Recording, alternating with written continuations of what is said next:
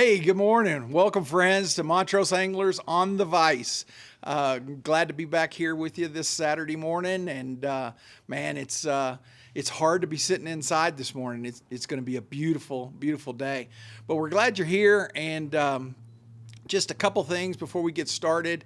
Wanted to let you guys know, if you don't already, about the fly fishing film tour. It is streaming virtually March 10th through April 14th. Come on down to the shop and we can share a QR code with you and get you a $5 discount and get you enrolled in some really cool raffles. They're going to have some incredible giveaways, and man, the films, just the initial things that we've seen, it's going to be great. It's going to be a lot of fun, and we look forward, all of us, when we can get together and watch these. But this year again, they're going to be virtually. So hey, come check that out and get your ticket on that. As we've been doing this on Saturdays, we've got a feature tire today, and we will have a Q&A in between each of his flies. And today on the Vise, we've got our very own Jeff Dean. Jeff he's been a great friend to the shop, and I can't think of many people in our community that is more of a ambassador for fly fishing than Jeff Dean. Jeff does a lot of things for our community. Is the president of the Gunnison Gorge Anglers. I think he'll talk a little bit about that during his show. And he hails from Chillicothe, Ohio, but really he's a Coloradan. He's been a Coloradan since, 68, I think, and has fly fished for 50 plus years, fly tied for 50 plus years, and we're just glad to have him, good friend. And so what you got for us this morning, Jeff? Well, I've got quite a variety here. We're going to do a little bit of everything from very small mayfly type patterns, mayfly nymphs, to Caddis pupa, stonefly for the Pteronarcis hatch that'll be coming up soon, and another fly that I call the Missing Clink. And y'all should have recipes up there on the screen. And I want to confess to a mistake on the first recipe for the BBK. When I sent it to Nolan to put up, I forgot to include the thorax material. And this first fly I'm tying, like I said, it's called the BBK. It's the Bead head-biot body-krystal Flash Nymph. And what I like about this fly is it's extremely versatile. I like flies that you can learn to tie the steps and stuff to tie a certain pattern and then imitate a multitude of bugs by just changing up the color combination of the materials you're using for the fly. So we're going to start off with a TMC 200R size 18 hook, using a 5/64 2.0 coffee tungsten bead. I almost exclusively use tungsten beads on the flies I tie. I mean, I'm putting the bead on for weight, so I don't see any reason not to use the heaviest thing I can find to accomplish that. I use, on this that I'm tying today, I'm going to use a ginger goose biot for the abdomen, and Hairtron light olive brown dubbing for the thorax, which I forgot to write on. Black Krystal Flash, you could use whatever color you like to create the wing case and the legs. And then for the tail, I'll be using some dark Pardo Coq de Leon Whiting Farms. And that also is available in multiple color combinations. So we'll start off, just because I don't know any better way to do it, and I've gotten in the habit of doing it this way, when I'm going to thread a bead on a hook, I just get the eye of the hook in my thread hand, the small eye of the bead in my palm of my hand, work the point through the bead, and then just slide it around. I try to accomplish that without impaling the palm of my hand on the hook. I'm Usually successful, but not always. Then we'll get it up here in the vise.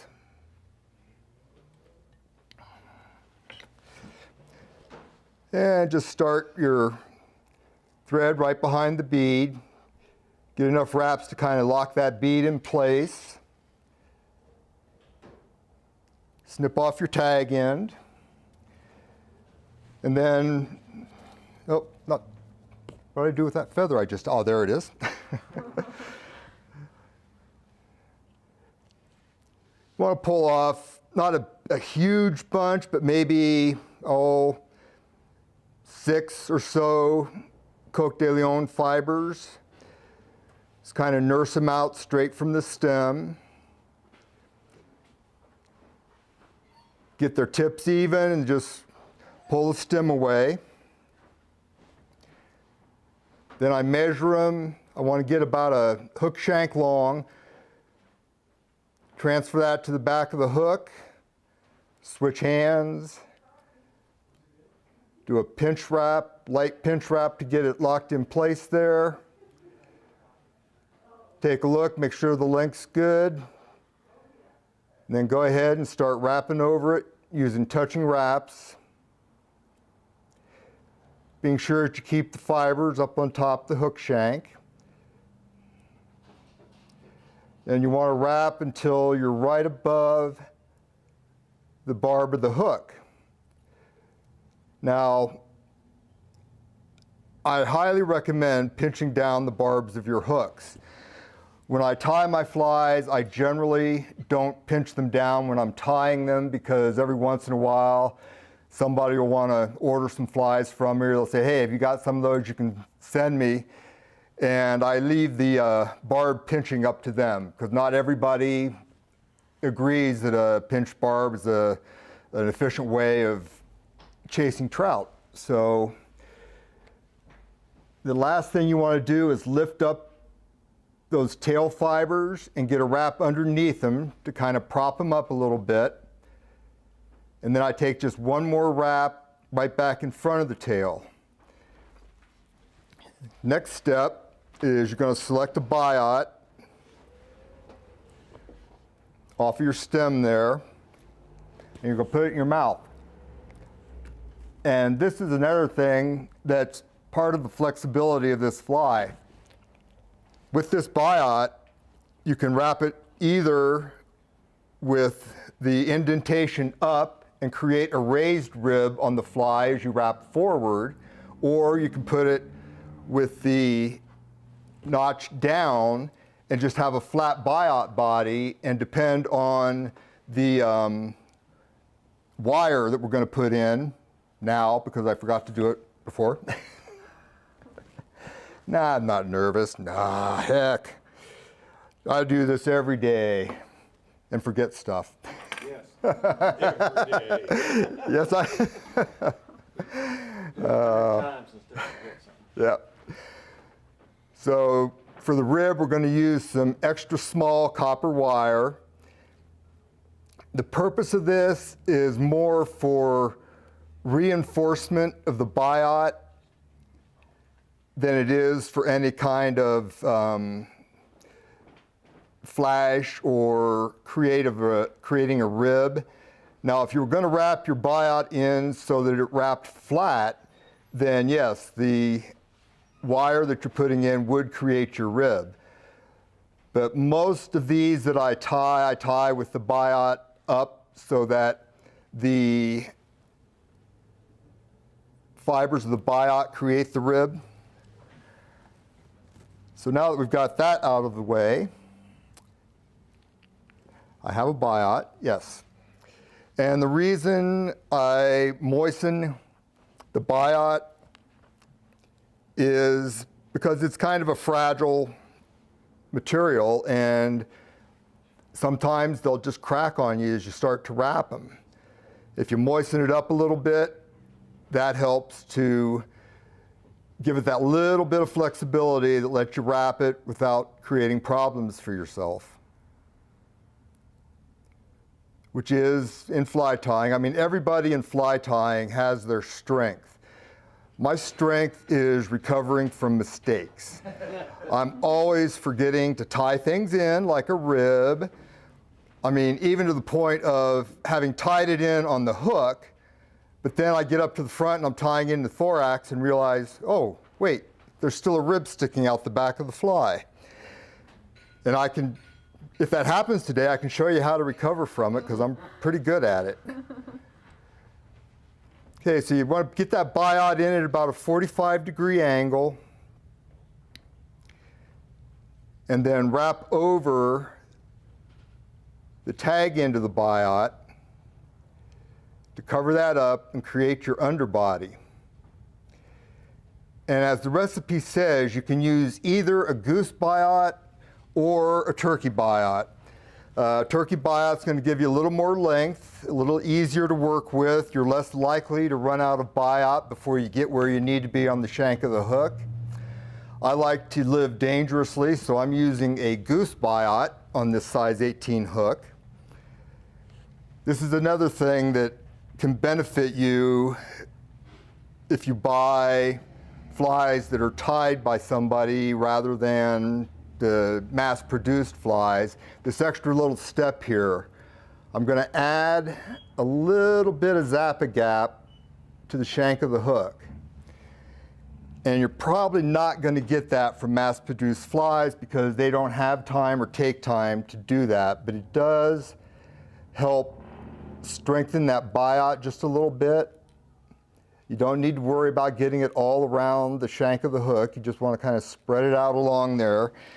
And that's going to help lock it down. And I get my hackle pliers,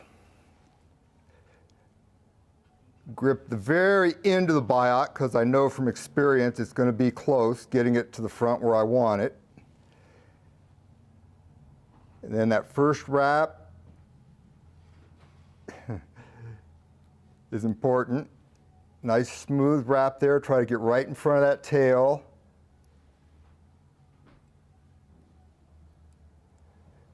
And you're just going to kind of do touching wraps all the way up the shank.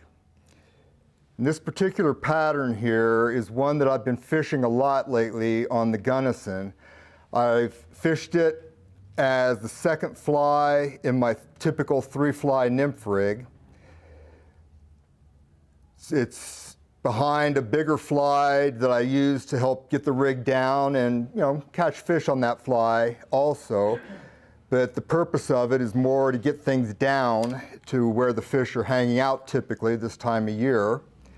And then this is the second fly, and then I throw a foam wing midge on behind that. Kind of gives the trout a little bit of a smorgasbord to choose from for what they might be wanting to eat at any given moment. So you snip off that tag end and go ahead and wrap over that thorax, building up a little bit of bulk there, and back to the front. And then this neat thing called a bobbin holder. I forget to use it most of the time because I never had one for very many years, and it just takes getting used to realize I've got something there that I can get my bobbin out of the way. But it does come in handy, especially when you're wrapping biots and wire and stuff. So now we're going to start that wire and just try to get kind of right behind that ridge that the biot has created up to where your thorax is. And then what I do is I go ahead and take a few more wraps of that wire through the thorax, because it does add a little bit of weight to the fly. And those extra wraps that you're putting in there help secure it a little more tightly than just tying it off right where you ended up in front of it, tying it off there and breaking it. This is a little more secure because it's going to have a lot of stuff tied in over top of it. So you tie that in. Why is it I can break thread so easy and I can't break wire? I don't know. All right. So we've got our abdomen created. We've got our tail in here. We're ready for the thorax. The first thing we want to do, because this is going to be creating our wing case and our legs, you want to pull out a nice little bundle of your Krystal Flash. I've got, looks like around 8 to 10 fibers here. You lay that in on top of the shank. Soft pinch wrap.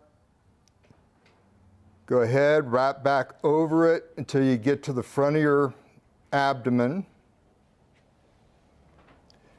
Put that in the material clip.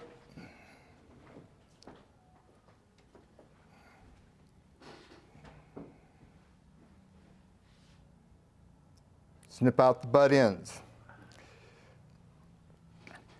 Now you get a little bit of the Hairtron dubbing or whatever dubbing you're going to use for the fly you're tying to match the bugs you're trying to match. I'm going to create a thin dubbing rope here. And that's another thing I'm involved in. We have a Project Healing Waters program here in Delta, that's where I live, in Montrose, and I've been involved with their fly tying program there for many years. And one thing I've found with new tyers is getting down the concept of how much is too much dubbing. If you think you've got the right amount, you've got too much. I mean, literally, it takes just a very thin, sparse bit of dubbing to create a pretty substantial dubbing loop. And I'll plead guilty to that before I figured it out. I mean, I always ended up with too much dubbing. That right there looks a little bit short, so grab just a tiny little bit more.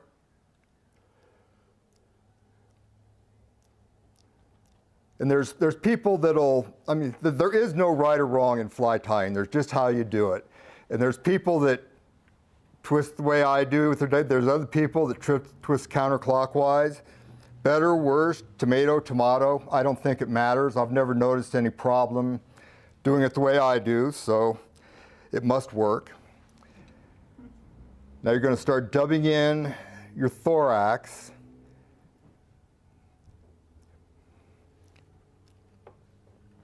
Worked out just right. So now the next step, you want to pull your Krystal Flash up over that, create your wing case. Get one good tight wrap over it, a second wrap to lock it in, and then pull it up and take a wrap in front. That further secures it. Now, we all know fish can't count, but they do know or they sense when something isn't right. This is way too many legs for this fly. But we need that to create the wing case we're trying to create.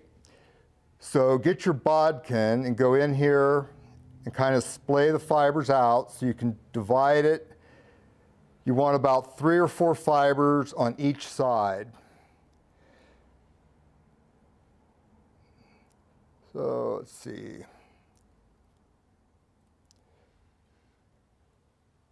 Yeah, that's 4. So I'm going to angle this down at about a 45-degree angle towards the rear.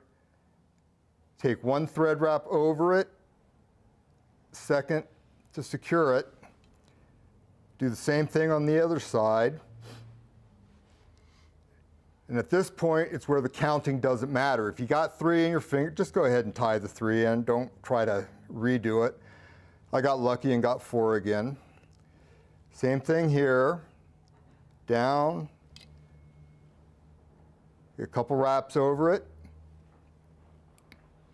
then just go ahead,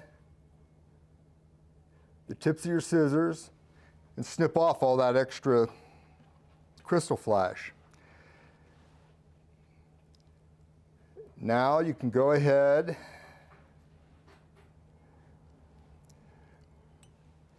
and whip finish. And I'm one of those people that do a double whip finish, so 4 turns.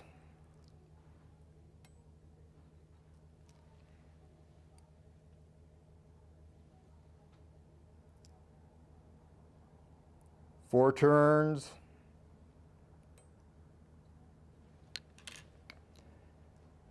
The edge of your scissors. Thread off. Grab a hold of your Krystal Flash. You want it to be just beyond the wing case. And then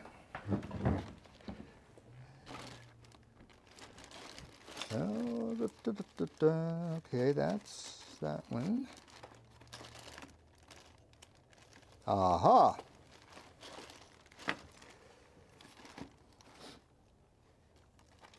Oh, there it is. Okay. The black magic marker, in this case, because I used black Krystal Flash, just go ahead and color in that thread for a continuation of your wing case. Just color that black. So that's the BBK. I'll pass this around here, or actually, yeah. Any questions? Any questions? Yes, yes. Hey, Jeff, well, go ahead. Go ahead. So on the biot, remind me, what color did you use there? Is this a dye? It's ginger. Ginger colored. Have you used other colors? I have. I've tied it in olive and black, dark brown. I mean, it's just one of those patterns that you can do about anything, whatever you're trying to imitate, whatever's in the water at that time.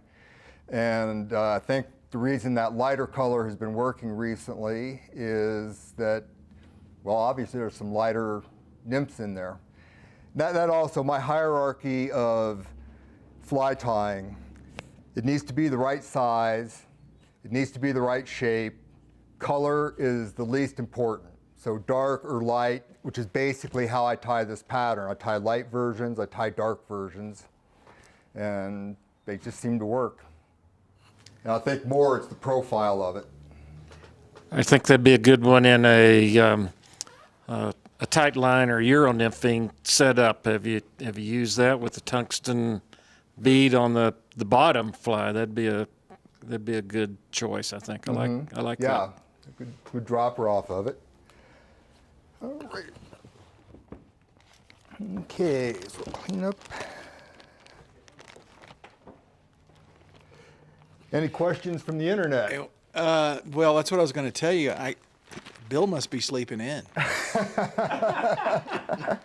Oh, he's such a slacker. Hey, 1 down. Okay. 4 to go. Yep. No broken thread. Oh, my. Relief. Oh. Now the jinx is in. Yeah, I do have a reputation in the fly tying circles in our community of being pretty much a world-class thread breaker. Get that in since Bill hasn't commented or trashed it yet out there. Let's put these away. All right, next up is a pattern I call the Slimmer Shady. And although I call this what I call it, I don't claim it as my unique special pattern because basically Juan Ramirez, Slim Shady is what I was trying to tie. I had seen his recipe. I thought that looks like a really good fly. So I got his recipe up online and started looking at the ingredients and said, well, I don't have that, but it looks like a good fly, so I'll just kind of bluff my way through. And I came up with this fly that has a slimmer profile than a standard Slim Shady, so I call it the Slimmer Shady. For this one, I'm back to the TMC 200R again. This is in a size 20. I'm using UNI-Thread A-Dot dark brown.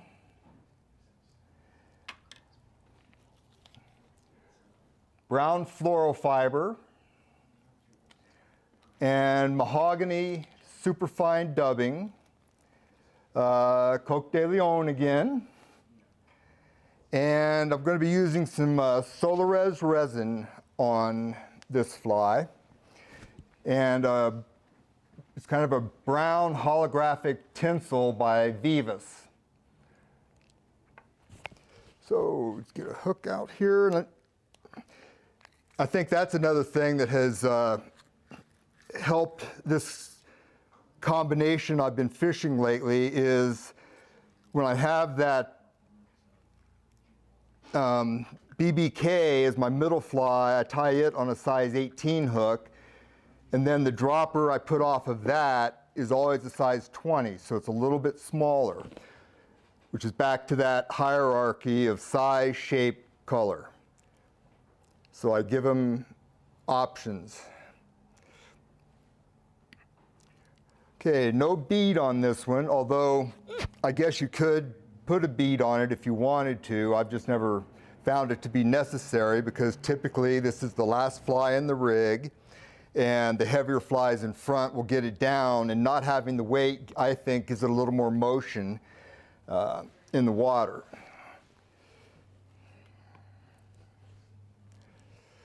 All right, so we just start our thread like we normally would.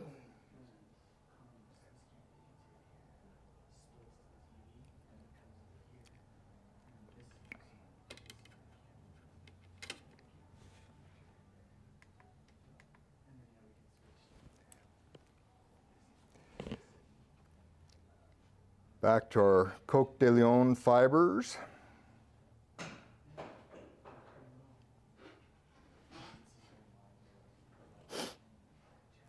And basically we're going through almost the same exact steps that we did on the previous fly.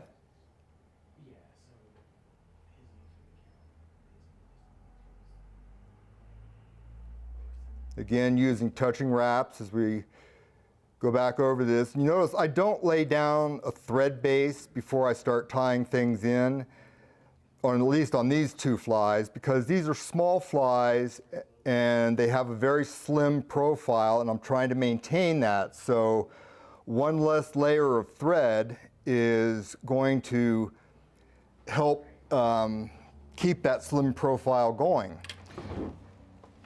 And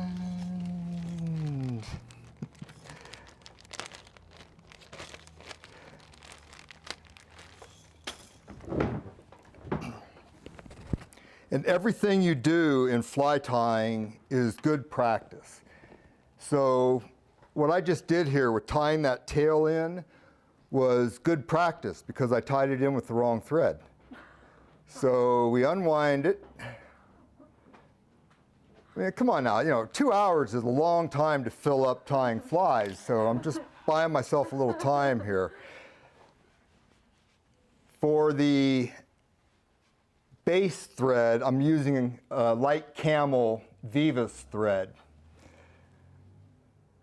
That dark brown thread is going to be the rib, unless I forget to tie it in. What denier is the Vivas? What denier is the Vivas? 8/0. Okay, so back to our Coq de Leon feather for more practice at pulling fibers off. Here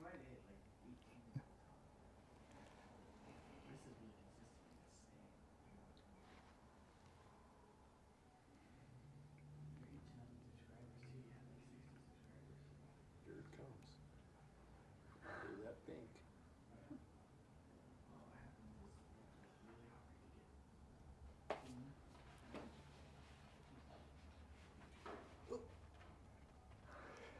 That was close. I'm doing my best. I'm trying to make it happen. You know, I know what a disappointment it's going to be to my fans out there if I don't break my thread well, today. one of your fans has already commented. Kent, that counts as a thread break. Oh, dude, no, come on. If it's still hanging, it ain't broke. You're a true friend, Kent. All right, now we're back on track. I need a drink of water. You sure that's water in there? Oh, it's some sort of clear fluid. I don't know. All right, now we take the dark brown thread. I'm going to tie this in on the near side of the hook.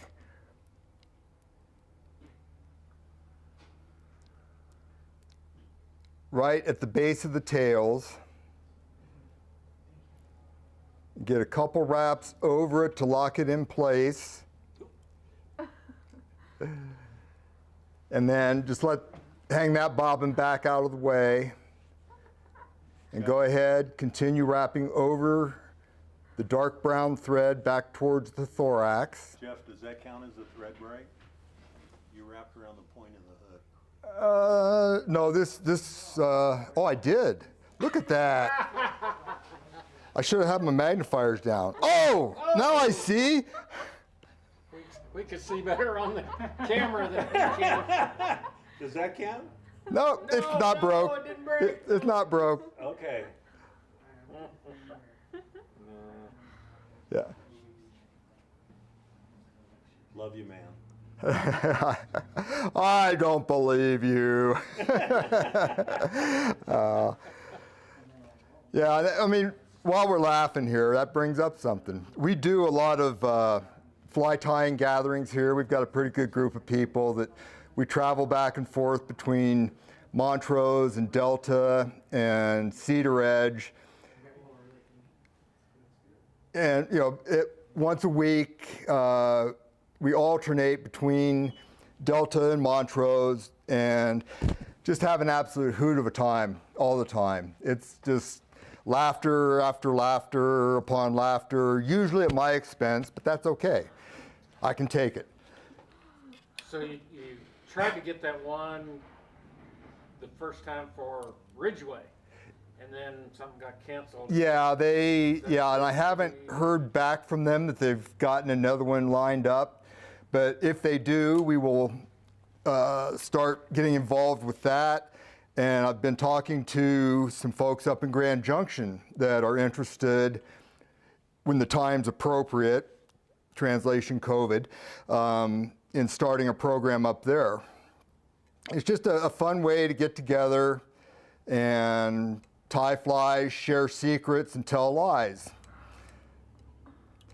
Now we're going to spin the dark thread clockwise because we want to kind of bind it up and get it just a little bit thinner. And then we're going to use this as our rib. So we just wrap forward with evenly spaced wraps.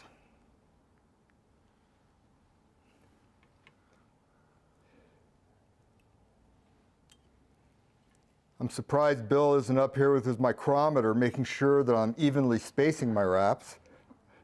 Which Bill? Yeah.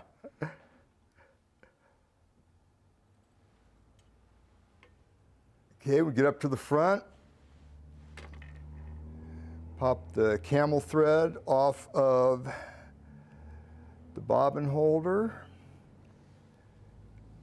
Get a wrap over that to lock it in place.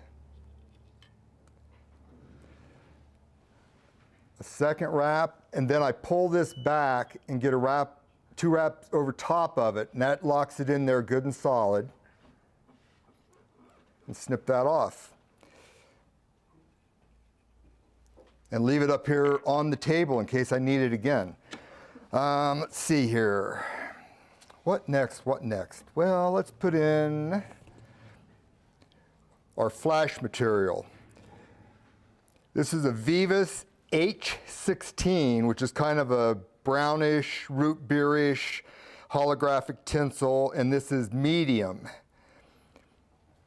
You want to clip off about a 2.5, 3-inch piece. And slide it up the thread. Get it on top of the shank.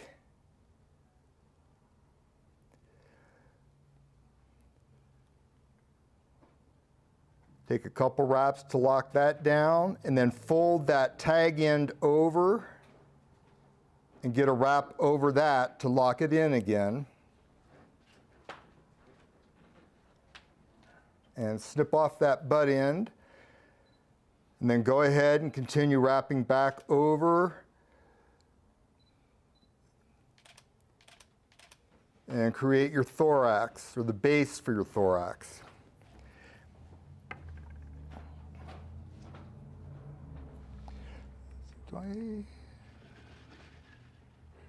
Yeah, brown floral fiber. See, I'm not used to changing patterns so quickly, so I lose my place here. Typically, when I sit down to tie a given fly, and it's just a good practice in general, especially if you're just starting out fly tying. My dad always calls it tie flying. I don't know, that must be where I get it from. But it's always a good idea, if you're going to sit down and tie a pattern, plan on tying at least 3, if not a dozen. And that gets you dialed in on the steps involved for that pattern. And you'll typically notice that the more you tie, when you get to that 6th fly, you got it nailed down pretty good and you're tying it pretty quick.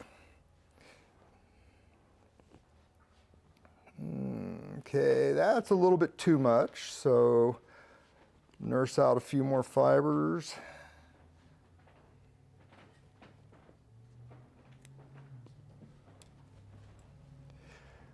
Okay, now we're going to lay the floral fiber in right on top of that flashaboo we put in there. Nice wrap over top. Work forward. Snip off your tag ends at an angle.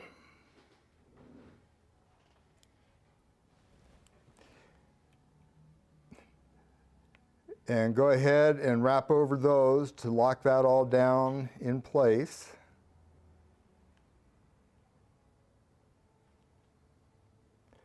And leave your thread up behind the hook eye.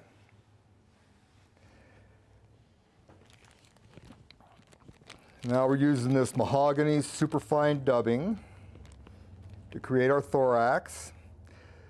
Again, this pattern is just like the first one. You could play around, use different colors of thread, different color of flash, different color of floral fiber to imitate or mimic any flies that are in your water. It just depends on what time of the year it is and what you're going to find out there, size, shape, color. It's one of those versatile patterns that just learn it and then start playing with ingredients. I mean, just like I came up, if you will, with this pattern because I didn't have the right stuff to tie the Slim Shady. So oh, we'll just see what we got here. And literally the day after I tied these up, I was out on the river and I caught fish on it. So there must be something right about it.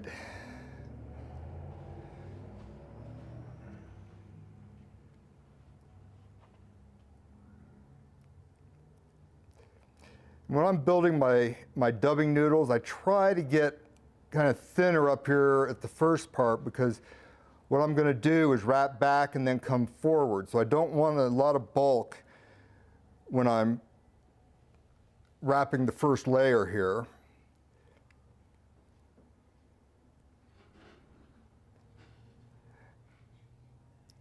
Forward.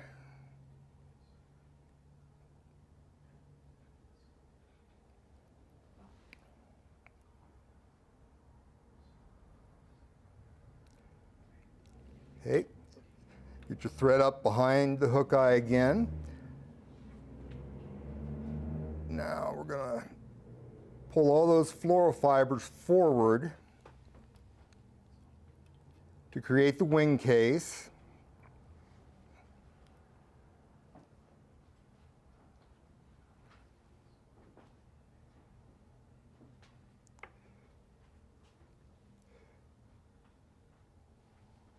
Pull the flash forward.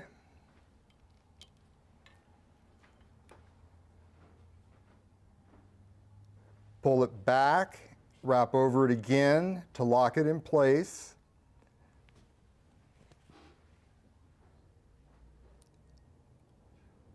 Snip off the tag end.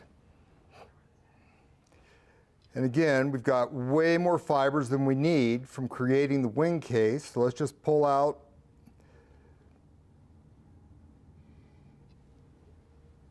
half a dozen or so. Lock that in.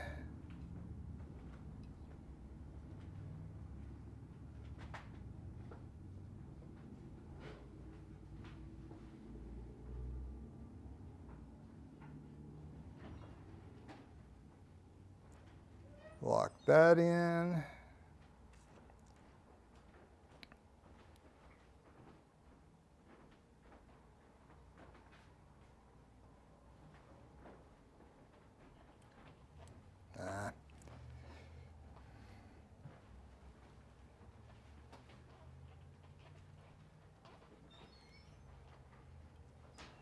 And get the really sharp pointy scissors.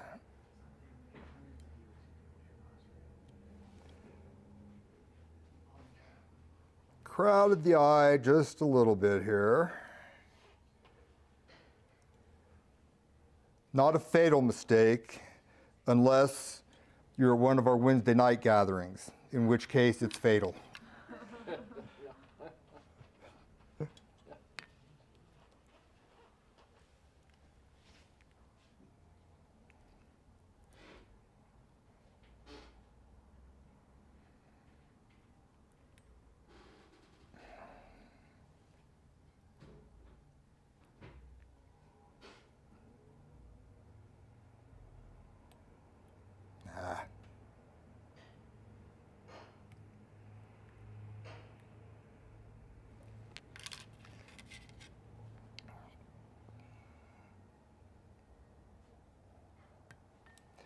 Okay, now we're back to the brown magic marker to cover the top half of the thread head. And then I take my hackle pliers and I pull all these legs down before I trim them off.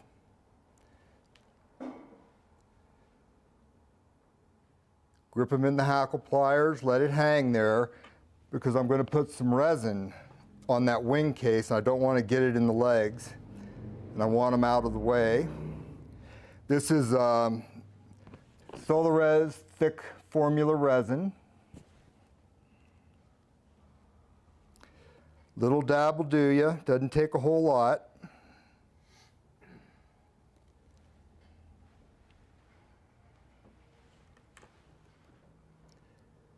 I want to start right behind the wing case, get a little dab on that abdomen.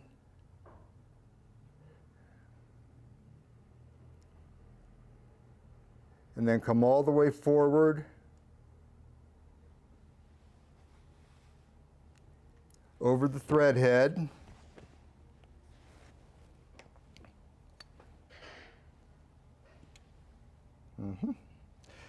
And then I've got this laser for curing my resin. They have these here at Montrose Anglers.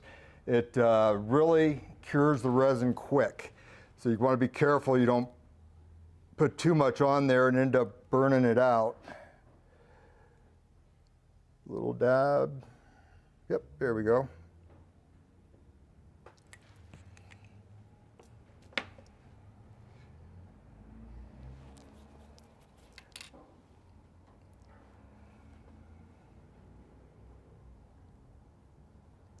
And get all those legs gathered up.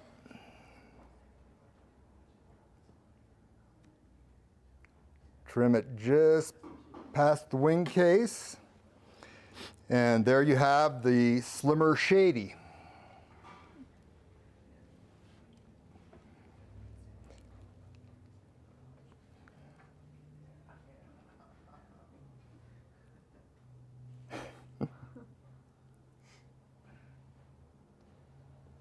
Very slim.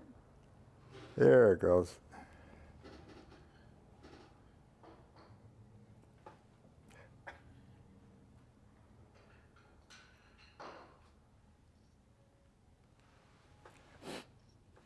How about some questions, guys? Any questions?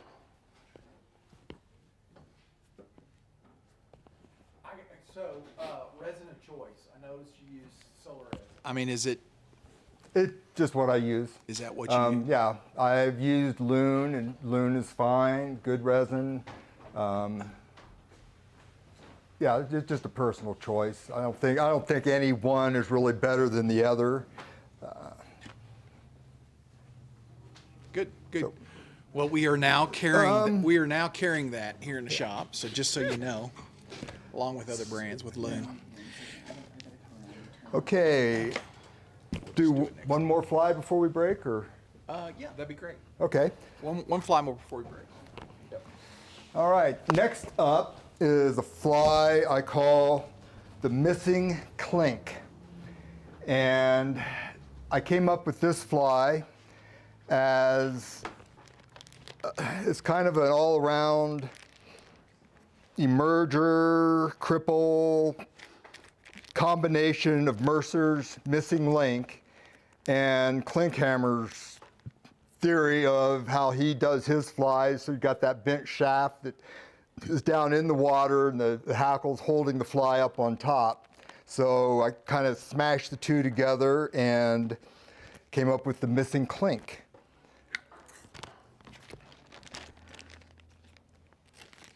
I tied. Very clever. I tied this on an Orvis 8A001 Klinkhammer style hook. I mean, there's lots of different styles up there. Firehole makes a Klinkhammer style hook. You could even really, to a degree, tie it on just a really extreme scud hook if you wanted to. Okay, got all of that. So, Missing Clink, here we go.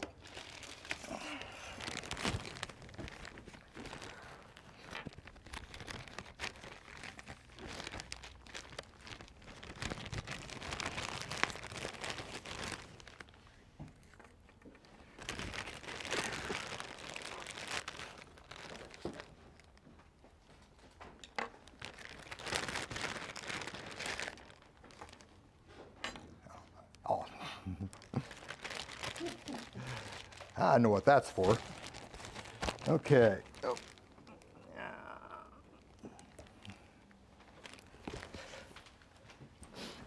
All right, ingredients on this.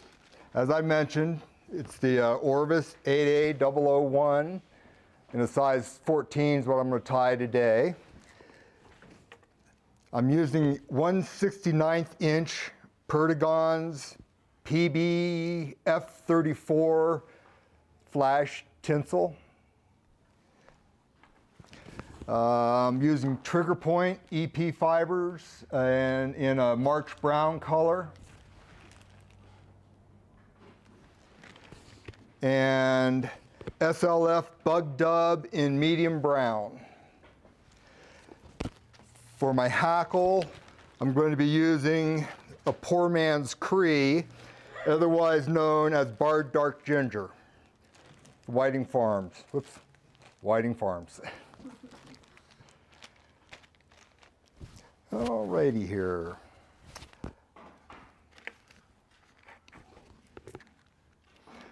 Thread is head-biot Camrl.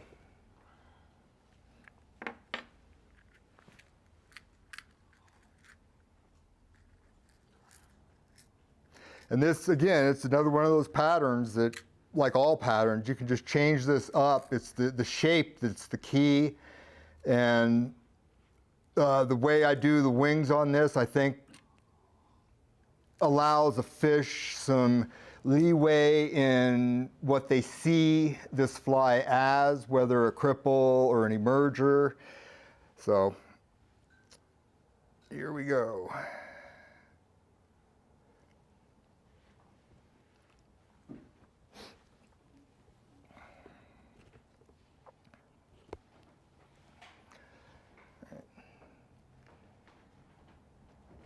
I like to give myself a little bit of extra room at the eye on this, because when we work our way back up towards the front, there's going to be a lot going on, and I don't want to end up crowding the eye like I did on the last fly,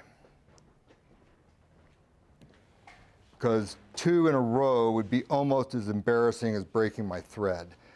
Almost. Almost. Right, so you lay in a little bit of a thread base there, and then wrap back forward till you're about 3 eye lengths back.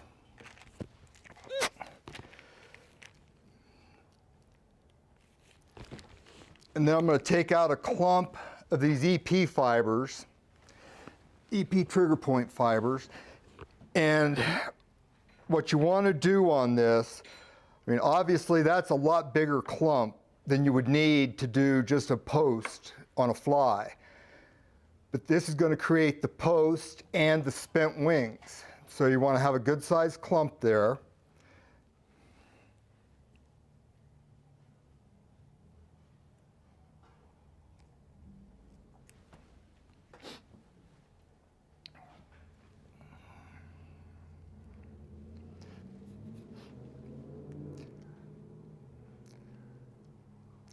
Lay that down, grip it on top of the shank, right over your thread. Get a loose wrap over. Second wrap over, come over, cinch it tight. Lift it, a couple wraps in front, or 4, like I just did. Go ahead and take a couple more wraps to secure it in back. And then you want to trim the tag end off of here, again at an angle, so you get a little bit of a taper.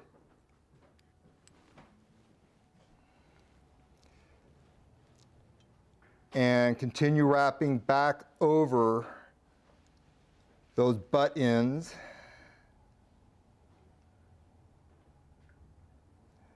Trying to get them all clamped down onto the shank here.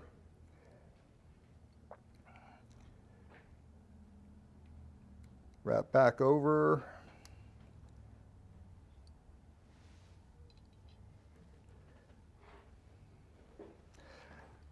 Okay, at this point, we're going to take off our flash material. Cut again about a 3-inch piece if you're just tying one fly. If you're tying multiples, I always cut off a longer piece than what I need, and then you can just go through each fly with it that way instead of cutting a new piece every time. And a lot of times what I'll do, just to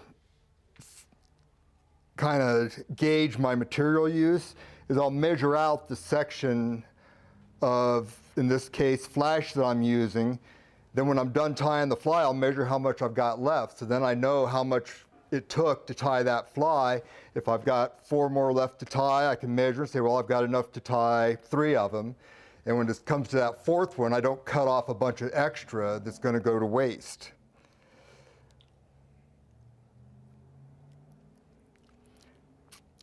As I've got this really neat magnetic tying board here, another thing that they offer at Montrose Anglers.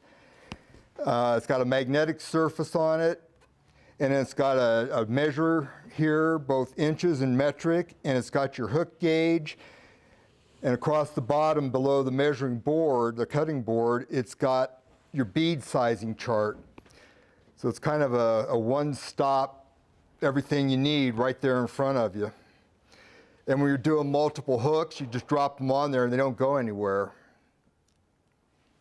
I haven't seen that.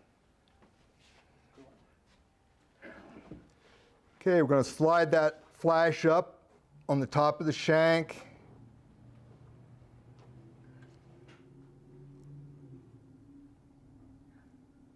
Pull it through a little bit, and then just use touching wraps. Being careful not to drag the thread across that hook point that's pointing kind of up with this particular hook.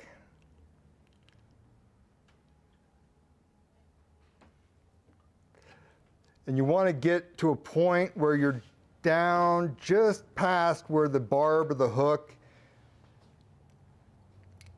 but with this curved Klinkheimer hook like this, it's kind of the perception on it is very different.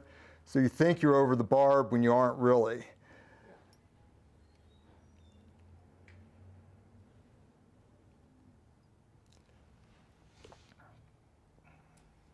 Okay, and then go ahead and wrap back up.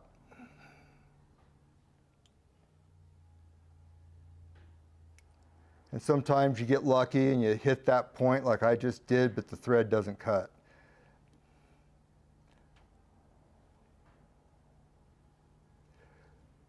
What we're doing here, we're just creating a very thin abdomen.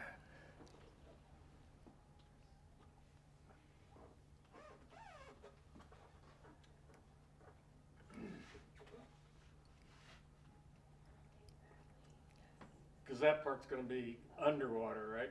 Yes. Yep. Now I'm going to go back down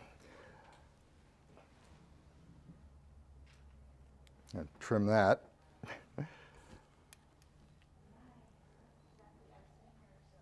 Build up just a little bit more bulk here, a little bit more of a taper.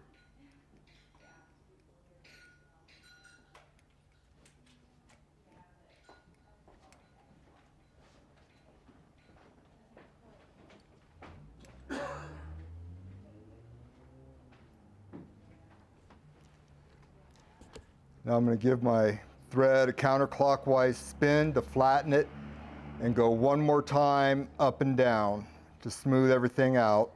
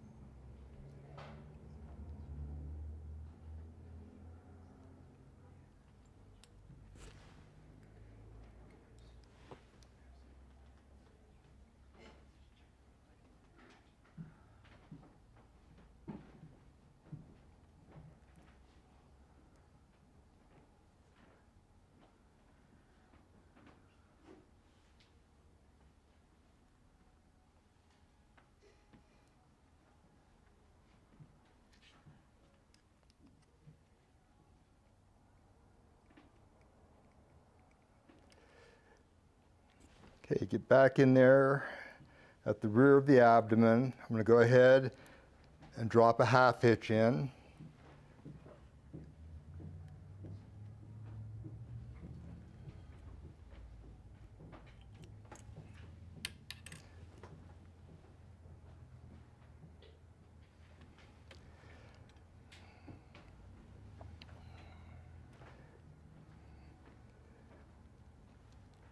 Okay, now we're going to wrap the flash material, spiral wrap up over this abdomen.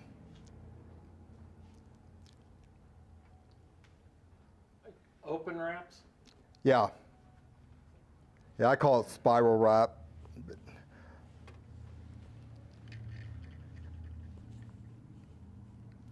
Like I said earlier, there is no right or wrong. Spiral wrap, open wrap, whatever you'd like to call it. Okay, lock it in place. And then again, just out of habit, fold it back and get it locked in again. On this fly, that's not really totally necessary because I'm going to be using resin on this abdomen, but it's a good habit to get into because it really does secure the fine materials like that better.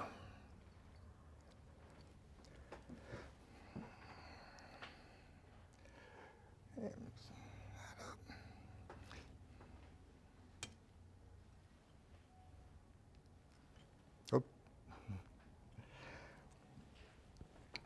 Okay. For this, I'm going to use Solarez thin hard formula. I'm going to coat the abdomen with it. It's got a nice little applicator.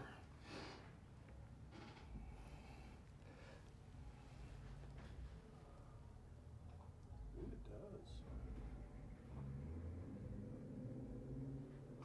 Did you buy that extra? I mean, it was on like an accessory. No, it comes with it. It comes that way.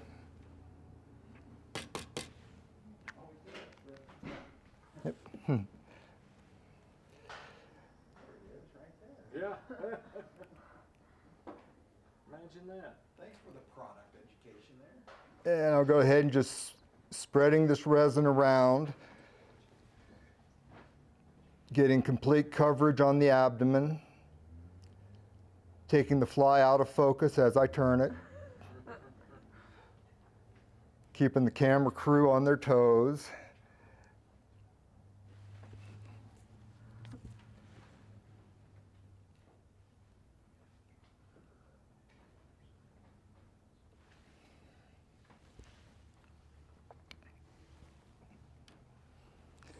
And then back to the laser.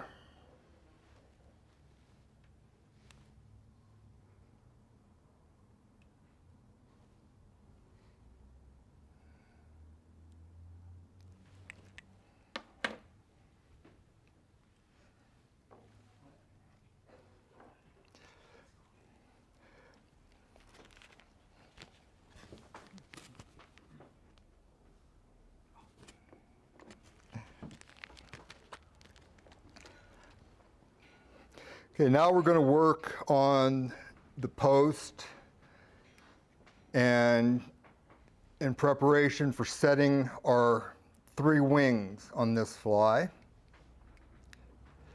So I'm building up a little bit of bulk in front of the wing post. And then I'm just going to start wrapping up the post. Loose, easy wraps going up here. If you put too much pressure on, it'll just slide over sideways and you'll lose everything.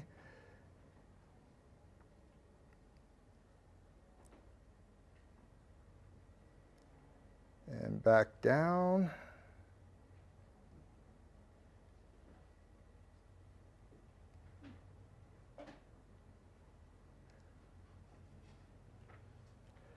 That was practice. So was that. I told you, see, I need to tie 3 or 4 or 5 flies of the same one. It gets too confusing for me trying to change boats in the middle of the river here. Actually, we're going to put in part of the thorax.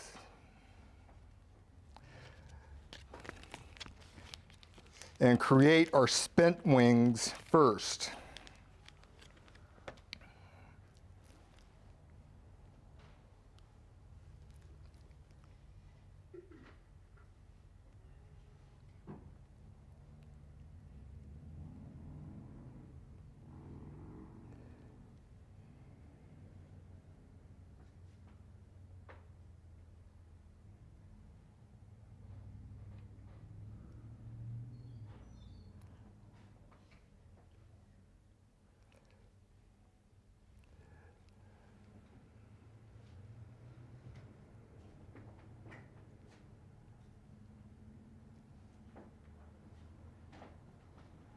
Okay, you want to this rear section of the thorax, you want to butt it up in close to the post.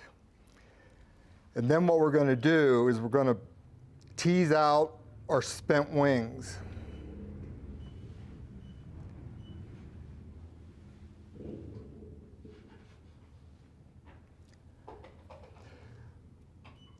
So basically out of that clump of EP trigger point fibers we had, I'm taking about a quarter to each side for the spent wing and leaving about half of it for the post.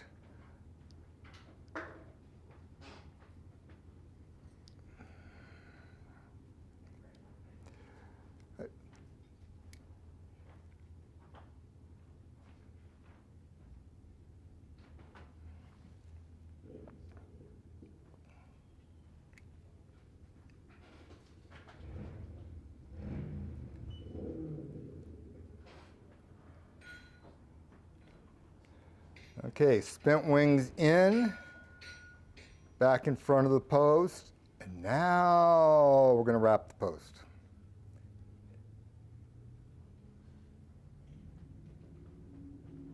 Maybe. In fact,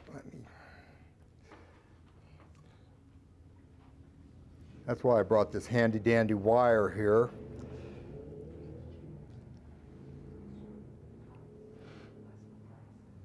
Feed that through. Well, just as a temporary noose. Yep, get that out of the way.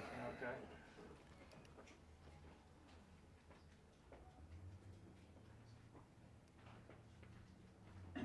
We call that a nuisance. Nuisance, yeah.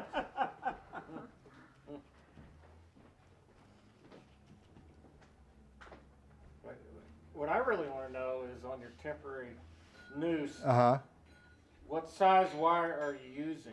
It's what color wire? blue brassy. Blue brassy. Makes a difference. It's the only way to go. Yeah. Okay.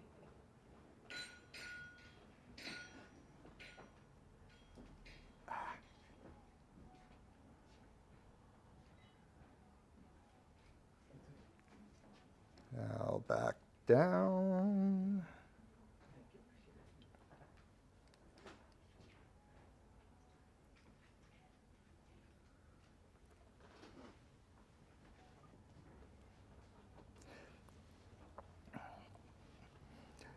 Okay, I've already got a feather I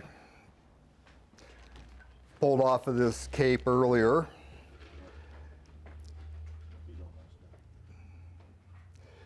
And you just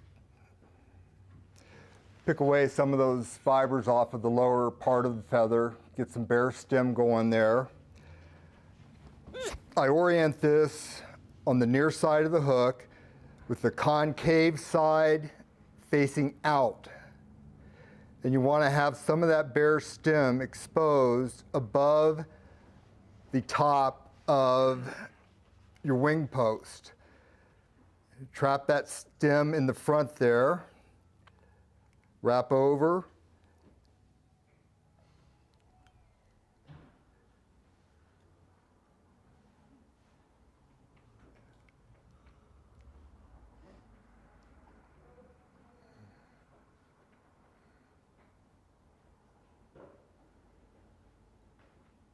back down,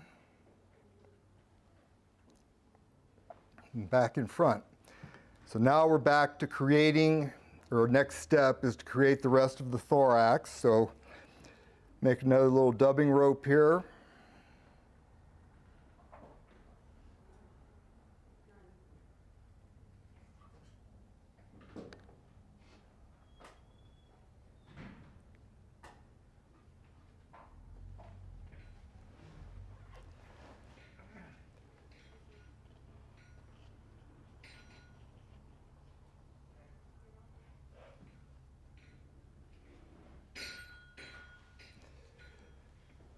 Around behind and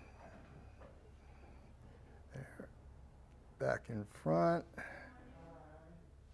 behind. Okay.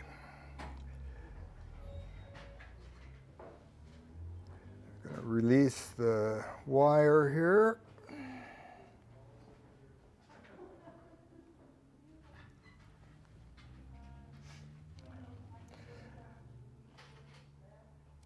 Okay, I'm going to separate out my spent wings.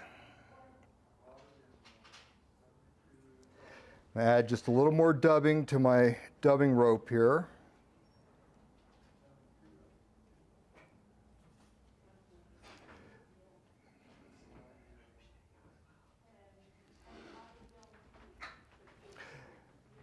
You want to keep, when you're tying this, you want to keep an eye on the bottom side because there's so much stuff going on in here, you can end up having a gap between your dubbing in the bottom side of your thorax.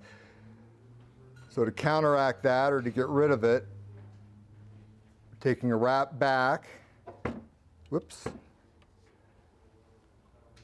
behind that wing and behind this wing. And that serves a dual purpose of now getting those wings more out to the side of the fly. Come back up in front, that's closed up the thorax nicely. That'll back out of the way.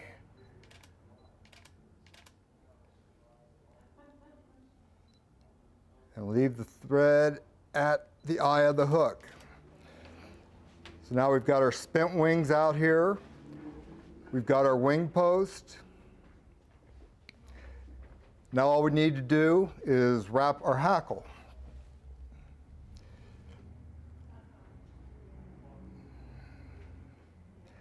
I wrap counterclockwise.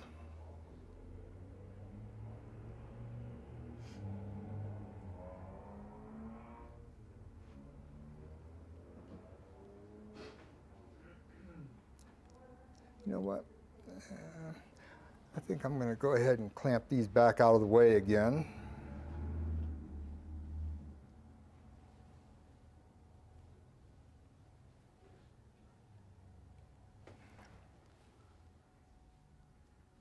Okay.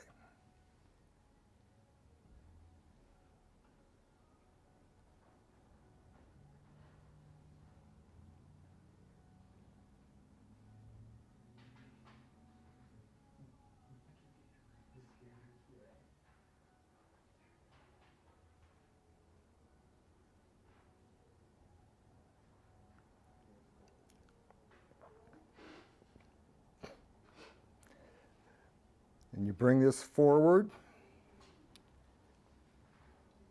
and just take a wrap right over it.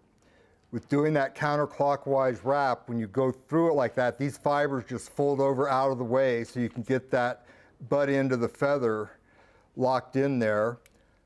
Pull everything back out of the way. A couple more wraps to secure it.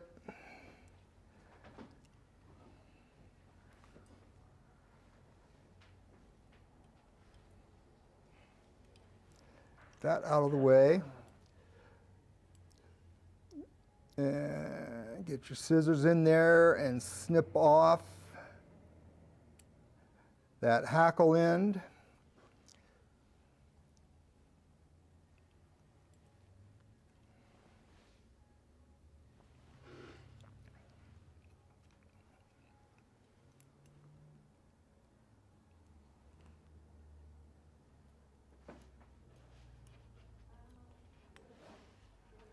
And do your whip finish.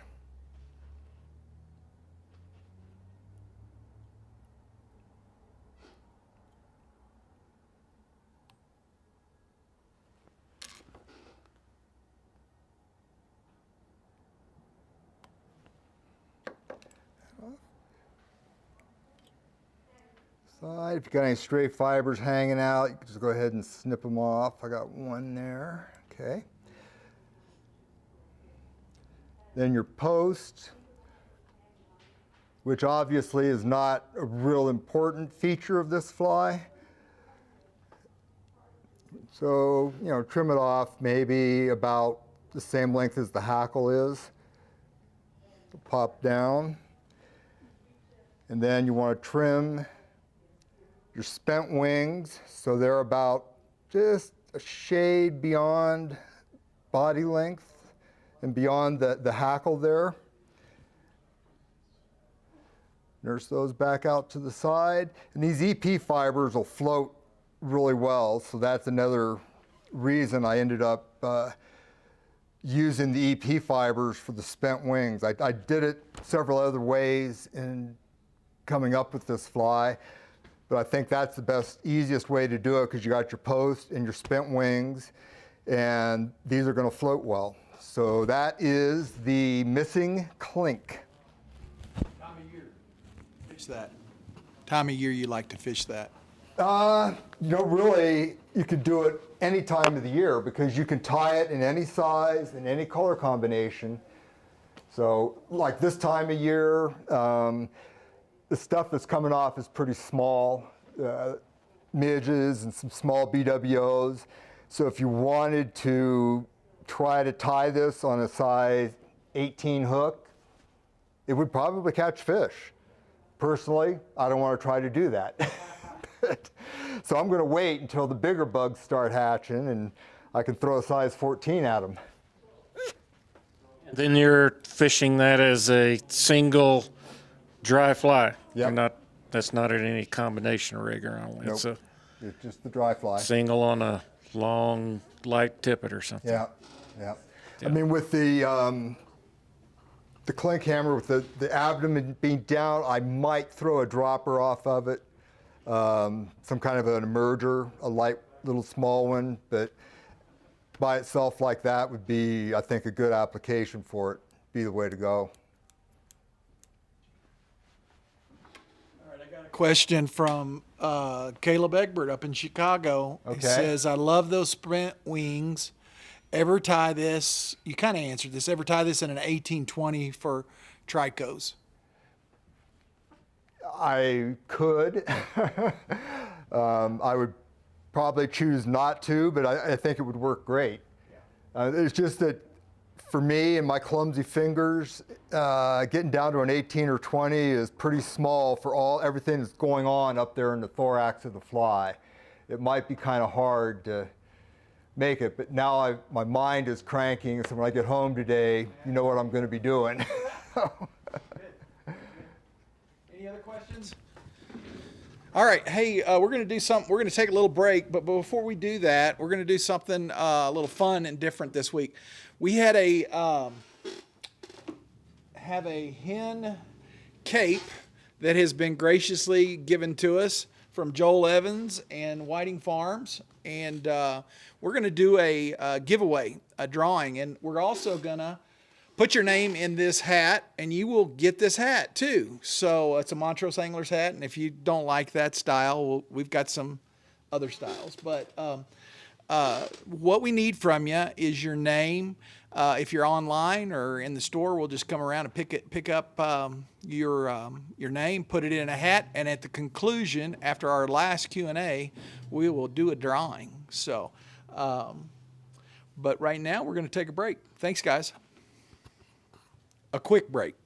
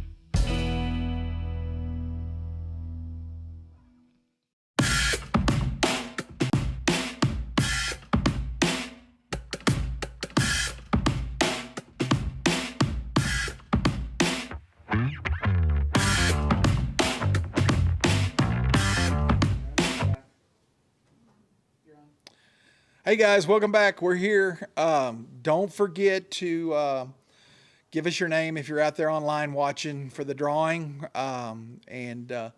Jeffrey, on you, buddy. Welcome back, everyone. Before I get involved tying this next fly, I do want to mention that our organization, Gunnison Gorge Anglers, we did our first women's only fly fishing class last fall. It was very successful, and we're going to be running another one, a spring women's 101 fly fishing class coming up on March 19th. And the class is full plus one. So, and there are 3 other people that wanted to be in the class but didn't get their names in quick enough, and we're doing this one indoors, whereas our fall one we did outdoors, so our space is limited and we weren't able to accommodate everybody. But the fact that we already have a waiting list for our next round, we will be doing most likely another fall class this year. And now I'm going to tie a pattern I call the Macphail, Caddis, Pupa. And this pattern came about because a friend of mine called me and he sent me a picture of this fly he had been using, and he said, I can't find this fly in a shop anywhere. So I did a little research online, and I found Macphail's Caddis Pupa, which looked somewhat like what he was looking for. So as I often do with many patterns, I just kind of took the basic concept of Macphail's Caddis Pupa, made a couple of minor modifications to make it closer to what my friend was looking for. And then he, in turn, once I had the flies tied up for him, took them out fall of last year and had very good success with them. On the last fly I tied, the Missing Clink, I was talking about the clink hammer hook and the fact that there are other manufacturers that do similar hooks. The hook I'm going to be using on this fly is a Firehole 315 in a size 14. And the Firehole package describes this hook as a Nymph stone clink hammer hook. So you could easily tie that last pattern on this hook also. And you can kind of get one up here, you can see it.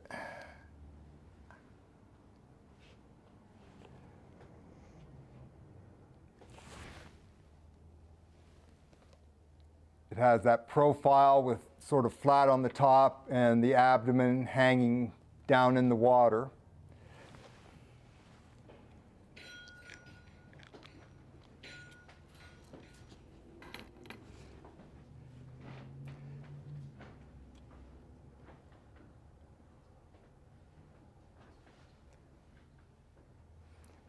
You can maybe see the configuration better on the Vise camera.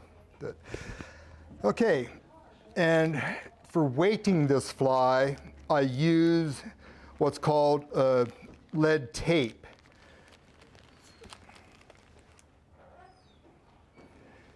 And you want to trim off a very, very thin piece of this lead because we're going to be wrapping it around the hook. And the gauge I use, when you put your scissors above it, I try to line up the cut edge of the lead with the outside edge of the scissor blade. And that generally gives me a fairly thin piece of lead that works out well.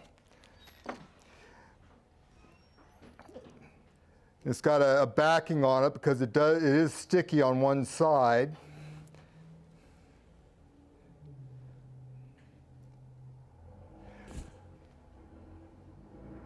So that's lead.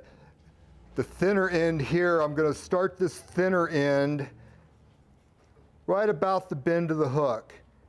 I'm going to start it on the far side of the hook, hold it in place with my finger, and then start wrapping the lead forward around the shank using touching wraps working my way up towards the thorax.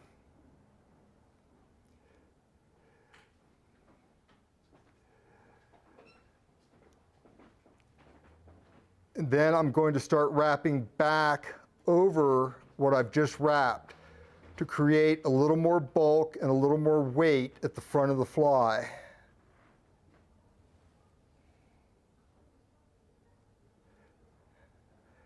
And I just felt that sharp point of the hook gouge my thumb. The hazards of fly tying, I tell you. Bill did comment earlier. He said, Nolan, please tell me Jeff hasn't tried the hook into the thumb trick this morning. Yes, Bill, he has. That one was for you, Bill. All right. And now we're going to start the thread. I use a very light, gosh, what color is this? Light Cahill. A light Cahill thread, 8/0, nothing special. I mean, if you've got any kind of light yellowish color thread, that'll be fine. Again, trying to leave a little bit of extra room at the front of the hook there because it's going to get kind of busy up in that part when we get to the end of the fly. So we're going to start wrapping back and wrapping over the lead wraps. If you notice, I kept the tag end in place as I was wrapping back over the lead just to give a little bit extra security against that lead. I'm going to continue wrapping using touching wraps down into the bend of the hook and then work your way back up.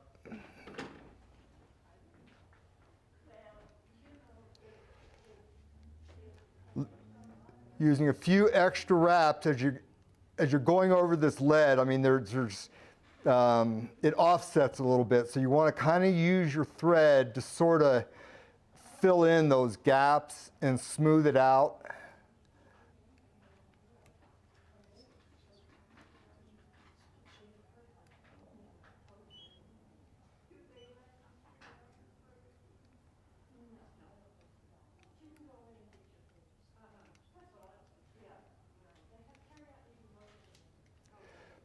Okay, and once we're back to the front, the next thing we're going to do is we're going to create the eyes of this fly. And we do that with a product called Amnesia. And I use the 15-pound test, and it's a chartreuse fluorescent green. And I'll usually cut off a piece that's about 3 inches long. And what I'm looking for, we want these eyes to extend to either side of the hook shank just beyond the width of the eye of the hook. So if you take the tweezers you're going to use to hold this with when you burn it, which that comes next, just kind of get an eyeball, okay, about how wide is that compared to my hook eye?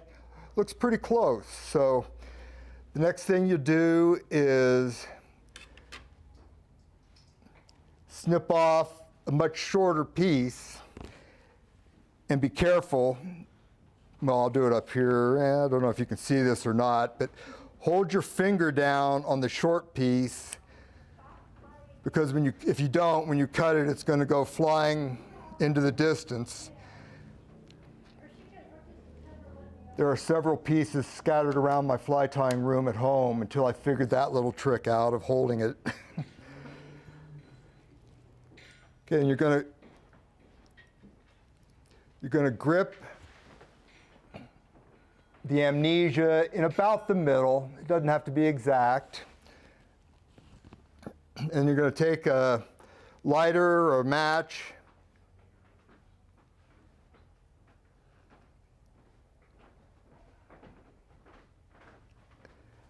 And you're going to melt down the ends of that Amnesia to form the eyeballs.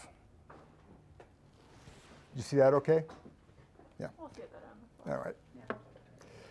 Okay, now to get the eyes from your tweezers onto the hook, what I found works best is just hold the eyes parallel to the shank with that front eye extending there and get 2 wraps of thread over it, then let go. With those 2 wraps, it's going to hold it there, and then you can play around with it, get it centered on the shank.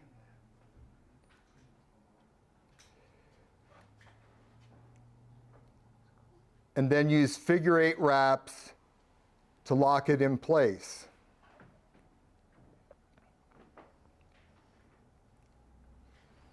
And then leave your thread hanging behind the eyes.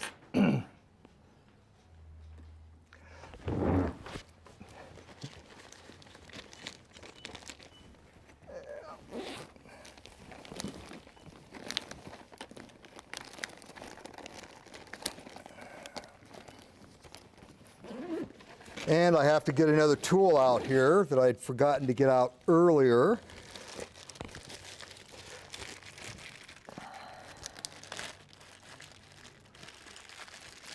Because you're going to need a dubbing spinner on this fly. We're not using any dubbing, but you'll see where it comes in very handy here shortly. So I'm using a product called Wee Wool Yarn in Caddis Green. This is going to be the abdomen of the fly.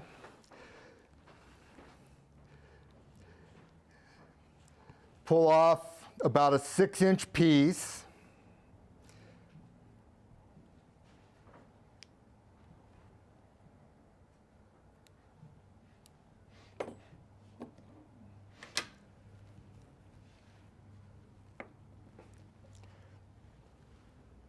And we're going to start this or tie it in right behind the eyes.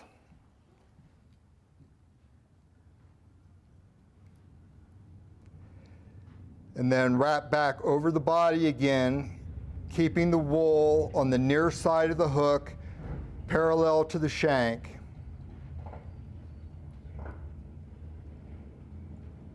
Until you get all the way back to the end where your last wrap was. And then come back forward.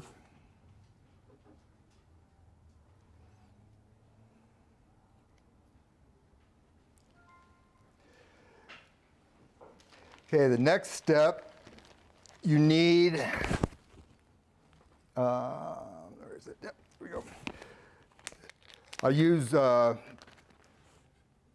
1/8-inch brown scud back.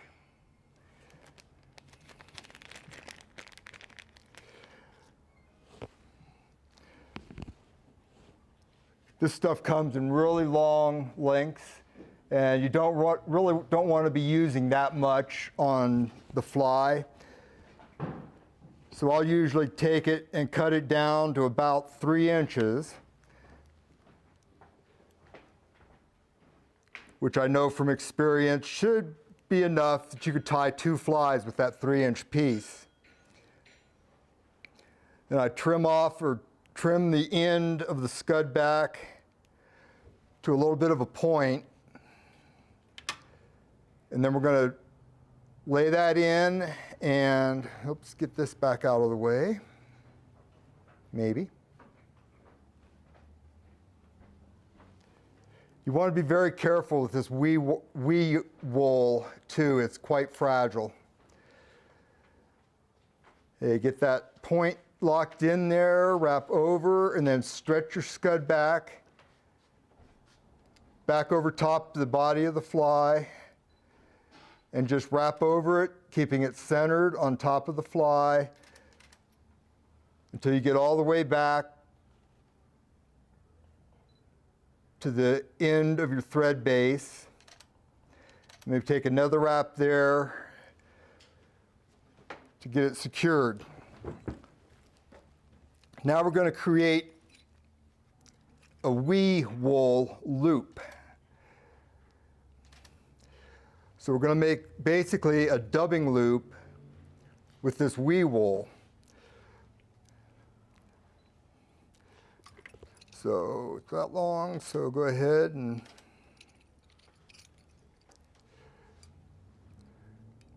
your dubbing spinner at about the length, just a little bit shorter than the length of the wee wool you've got. Yep. Come up, take a wrap over to lock that in, and then wrap back up to behind your eyes. And then I throw in just a little half hitch in case my thread breaks. And get that over out of the way because you need to have plenty of room for this next couple of steps here.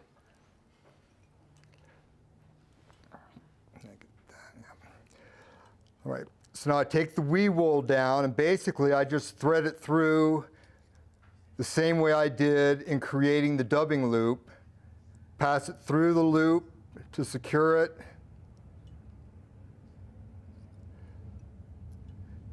And then just give it a gentle spin.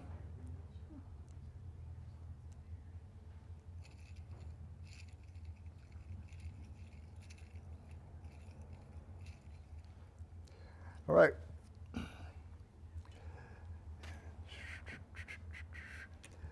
Then I take my hackle pliers and I grab the end above the dubbing tool there and snip the thread. I don't cut this tag end of wee wool because sometimes I don't have quite enough wool to get where I need to be, so I need this extra little bit to finish it off. The first wrap you're going to do is behind the scud back. So you want to keep a nice tight wrap right up in against that scud back, and then you're going to take a wrap in front of the scud back. We're going to pull the scud back over the wrap we just did and take a wrap over top of it. Switch hands, back underneath, one wrap again. Back over top, and another wrap.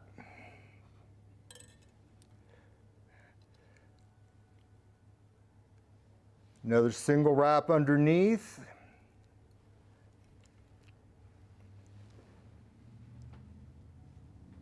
Another wrap over top.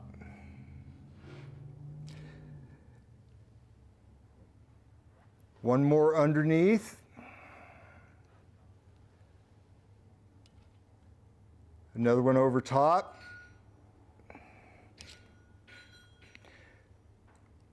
Now we go two underneath. Whoop.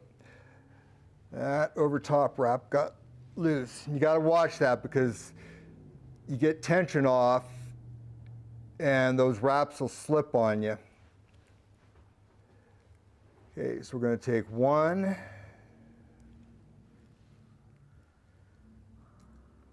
two,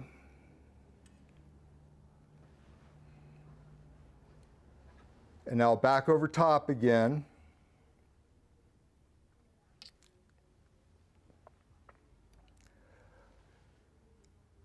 Take one under there.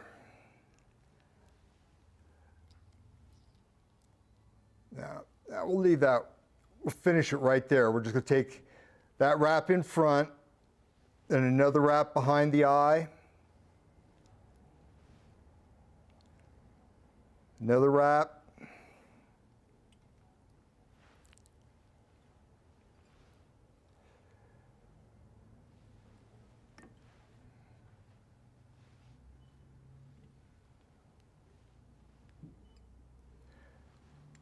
Good. Fold the wee wool back. Get another wrap or two over that just to secure that really well so it's not going anywhere.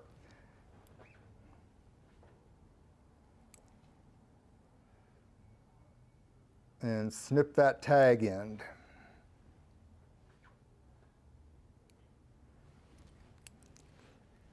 Now the reason I put the wool in that dubbing loop is, like I mentioned earlier, it is very fragile. And I cannot tell you how many times when I was first starting to tie this fly, I ended up breaking the wool halfway through the fly. And then a good friend of mine, very, very good fly tyer, Bill Fenstermaker, said, well, why don't you just put it in a dubbing loop? That thread will give it extra strength. And I haven't had a problem with it since. I haven't broken any. All right, so now the next step, let me think here. Yes. Okay, next we're going to put the legs in. Now you can use partridge or you can use India henback, natural saddle, I mean, whatever you've got handy. I kind of like this better because the color seems to be a more consistent dark color than what I find in the partridge skin I have at home. I mean, there are some dark feathers on it, but not many, and I kind of like a darker leg on this pattern. So you just pull out a feather, start stripping off all of the lower end stuff here. I mean,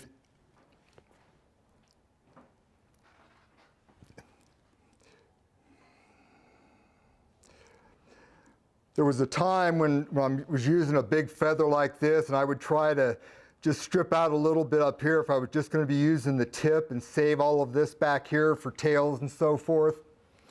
I don't even bother anymore. With all that extra back there, it complicates getting things tied in, so I just want it all out of my way. What we're going to do is pinch the tip of the feather and stroke the fibers back.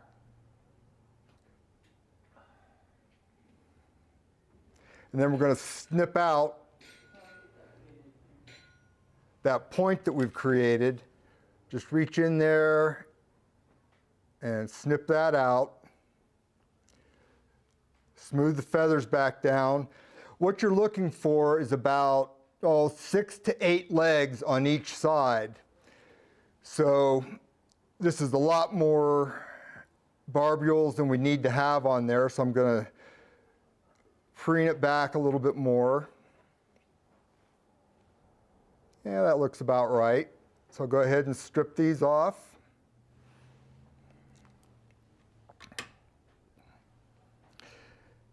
And now we've got a little V that we've created there. This is where my wire will come in handy again.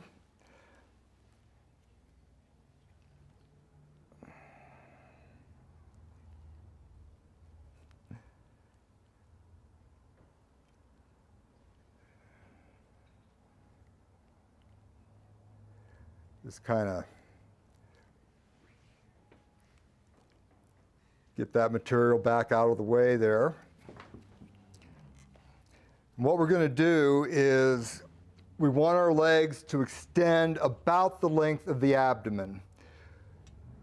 So we're going to slide this in here about the length we think we need. Pinch it. Get a soft wrap over top to lock it in place.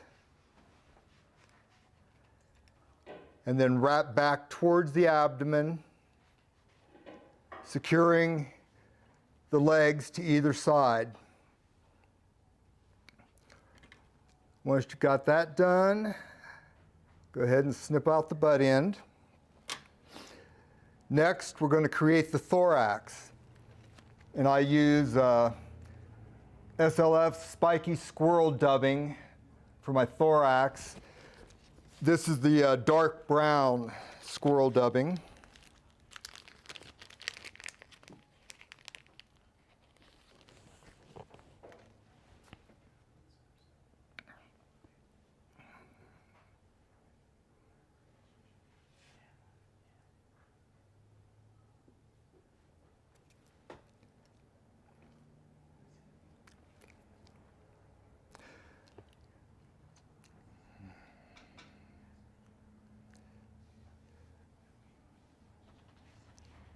Very thin, sparse dubbing rope. You don't want to bulk this thing up.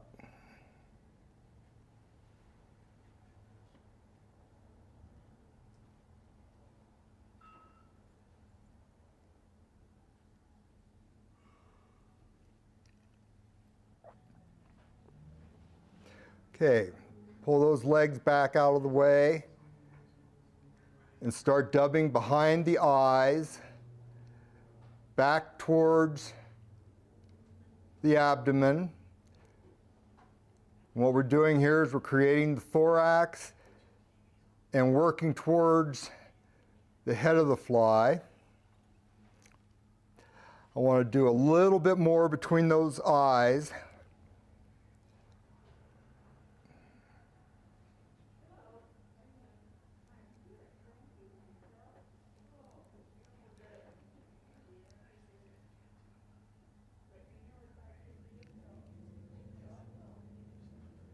Very, very thin, sparse dubbing rope.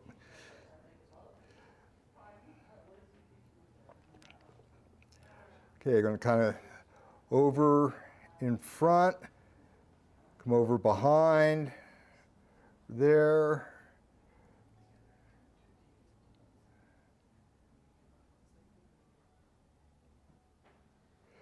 You want to, so your last wrap comes right over top and you end up at the back of the hook eye.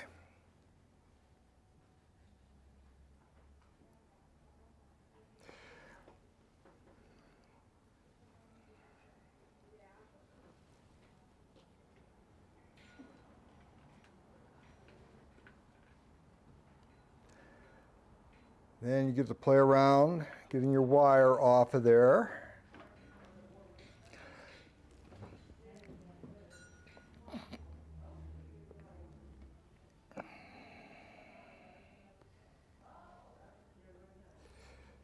Okay, now you're going to pull the scud back firmly over top of the thorax and lock it in behind the hook eye. And then take a wrap in front. Now we're going to put in the antenna.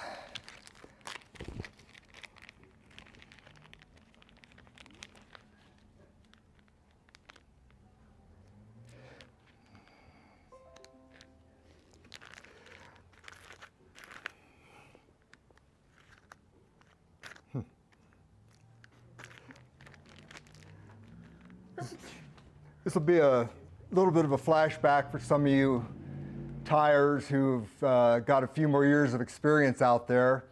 This is a mallard flank dyed wood duck from Dan Bailey's fly shop.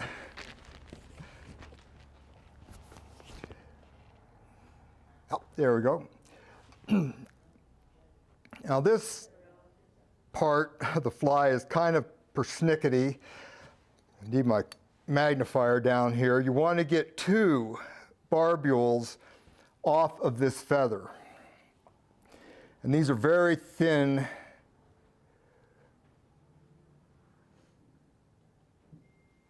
barbs that are very, I mean, you got to use your bodkin and just get in there and separate it out until you can get 2 by themselves. There we go.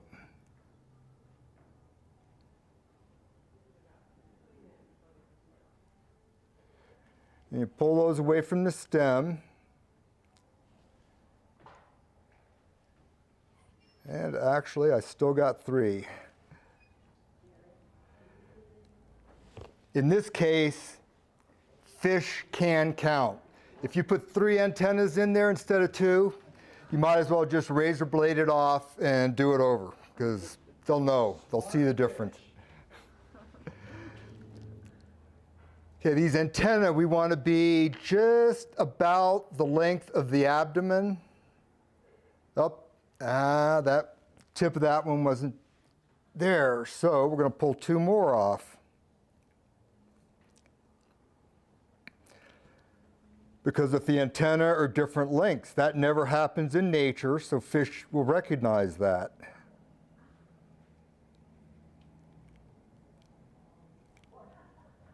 And of course, I'm being facetious if you haven't figured that out. All right, got 2 there. We're going to lay that over top so that we're just beyond the length of the abdomen. Pinch them in place.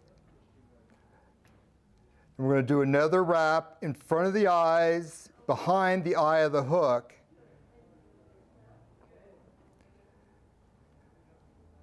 If you need to pull it back, which you likely will, to get them centered, do that.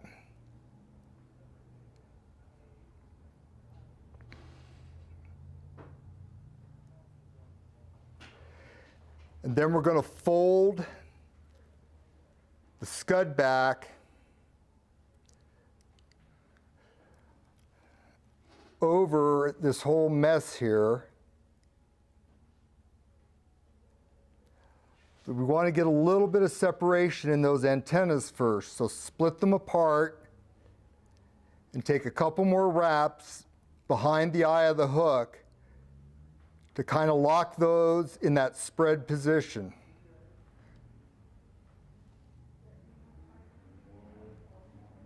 Oh, there it is, okay. Now we're going to pull the scud back and everything, the butt ends included, back over, and the next wrap of thread goes right behind those eyes that we burned earlier. It locks it in right back there with a couple of wraps. Now we're going to take our brown magic marker and we're going to color some of this light colored thread.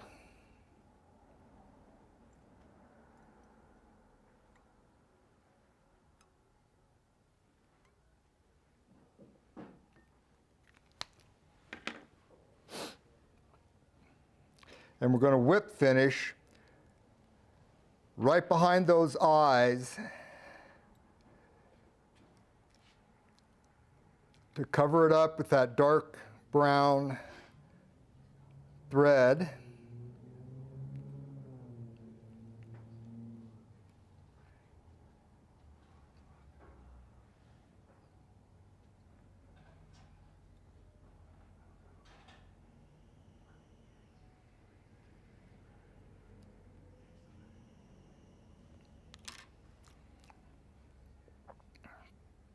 Okay. Snip the thread off. Grab our black magic marker. Color the eyes. The eyeball that you created when you melted this earlier on.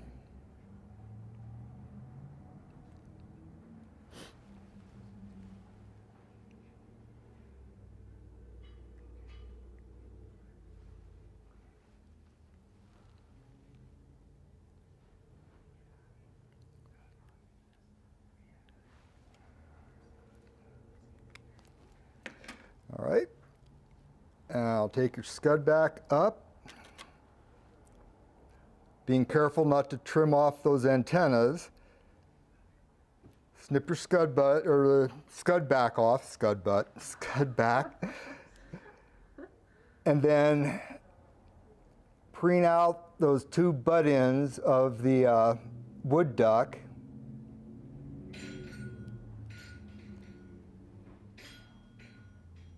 You got your antennas there.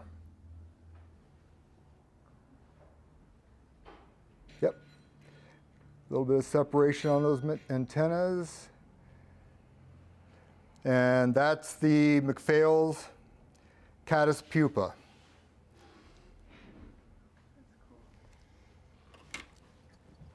Any questions? So Jeff, at the start, when you put the lead on the shank, you use the tape. What you're thinking of tape versus just wire? Because the tape is flat versus the round, typical lead wire for weighting. Yeah. So it keeps it a little bit, a better profile for the pupa. Mm-hmm. Okay. All right, And- go ahead. And because that's what Davey Macphail does when he ties it. So I can't vary. Okay, so maybe you I mean, that's might the one thing I did have, the heaping notes. Oh yeah, I've got some of that. you might understand this question better than me. It says, and this is from your friend Kent. Okay. If Jeff has the time, could you have him burn another set of eyes by the tying vise? Whose eyes would he like me to burn? He says that camera shows better detail. Thanks. So by the vise here? Yeah. Okay. Yeah. Don't ask me twice to play with fire. Heck yeah. Well, before you keep going on there, we are unfortunately out of time. Oh. So we can let you do your. How long would your last fly be? Take? The very last one, or Yeah. I can probably crank it out in less than 5 minutes. Okay, we're good. Our production crew is going to have to leave. Okay. So that's let's go ahead and jump to that one. You want me to burn the eyes and then do it? If that only takes you a few minutes, a few seconds. Yeah. I can do this real quick. It's just we're running out of time. You can stay here and tie it. It just won't be I will. our live stream. Yeah, community the won't get to one see we it. didn't, well, the two we didn't get to we're are gonna the pattern I tie called the Tung Taro, P-T-U-N-G, P-T-E-R-O, and my San Juan Stealth, but I'm going to crank that one out real quick for you here. Has that got a good focus? Yep. Okay.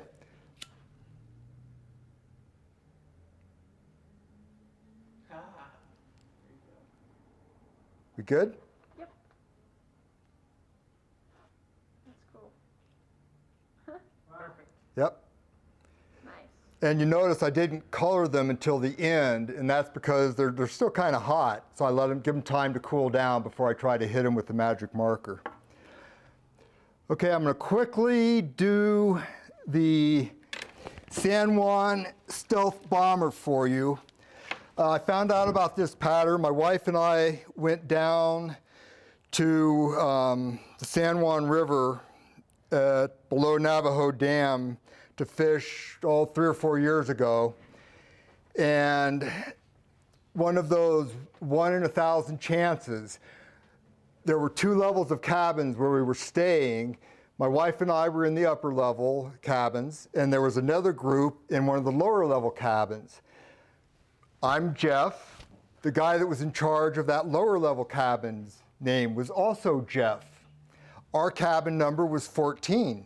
Their cabin number was also 14. When Michelle and I got up to the fly shop to meet our guide, I said, "Hi, I'm Jeff. I'm here for my guide trip." And they looked at me and they said, "We thought you had a heart attack." I'm like, "No, I didn't." They said, "Well, yeah, the cabin 14, right?" I'm like, "Yeah." And they said, "Well, they called and said Jeff had a heart attack." And they were, anyway, to finish it up, they had sent the guide out on another trip already. So Michelle and I did not have a guide. They had to call a guy to come in. He felt very bad. He took us out on the river, and he let me in on this secret. And we caught fish on what I call the San Juan Stealth Bomber all day long, like there was no tomorrow. And it's really a pretty simple fly to tie. I mean, if I can do it in 5 minutes, it's got to be simple. So what he had us doing was fishing a larger fly to get the thing down, and then putting this fly as a dropper after it.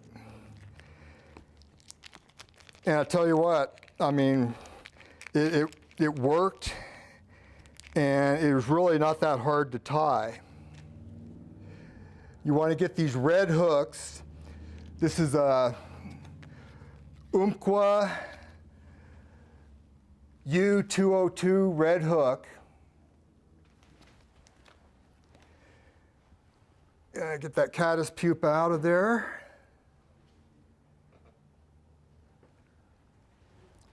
And that's it. That is the San Juan Stealth Bomber. we were fishing a bare red hook, catching some very nice 18, 20-inch trout.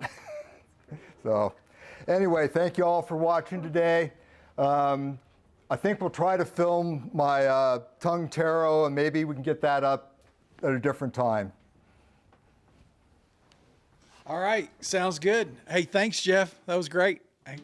That was that's very stealthy. So, hey, so we're gonna do our drawing now, and we got about 10 names in here, and I got Gina coming over here to pull the name out for me. So, who's gonna win our hen cape with from Whiting and Joel Evans? I appreciate it, and the hat, and we've got Tracy, our friend in Ouray. Tracy, come on down to the shop and get your cap and Whiting hen cape. It'd be great. So, thank you guys. Just a couple things before we close out. I want to talk about the FT3, the Fly Fishing Film Festival. Come down to the shop, get your discount by taking the QR code, and get you entered into a raffle. And I just want to thank Jeff. I want to thank Jeff for a lot of things. Jeff's he's a good friend. He's a big help to the shop. Anytime I need anything, I know I can give him a call, and it's good to have him here. And he ties really, really nice flies. So thanks for that. And he helped put a lot of this together for us, and I just really appreciate him very much. And he's a huge asset to our community. Next week, we have our final Saturday, and we will have Bill Finstermaker in the house, and can't wait to see what Bill has. He did give you a parting comment. Good job. Always risky to have him playing with fire.